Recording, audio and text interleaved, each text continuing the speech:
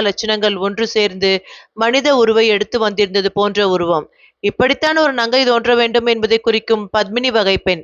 அகன்ற விழிகள், அடங்கிய செவிகள், எடுப்பான நாசி, சங்கு போன்ற கழுத்து, குவிந்த தோள்கள், பொற்கலசங்களாக மறைந்திருக்கும் தனங்கள், நூலாக இடை, வாழைத்தண்டை போன்ற கைகள், யானை துதிக்கையை போன்ற தொடைகள், மிருதுவான தாமரை மலர்களாக பாதங்கள் என்று பேரெழியுடன் காட்சி தந்தாள். நிச்சயம் அந்த கைவர்களால் அவளது பெண்மைக்கு பேராபத்து நிகழும் என்பதை யூகித்த பார்த்திபன் தனது வாளினை உருவியபடி குதிரையிலிருந்து குதித்தான். மற்ற இரு பெண்களையும் கொன்றுவிட்டு இந்த பொக்கிஷத்தை நமது இருப்பிடத்திற்கு தூக்கிச் செல்வோம். ஒரு கள்வன் கூறுவது பார்த்திபனின் செவியில் கேட்டது.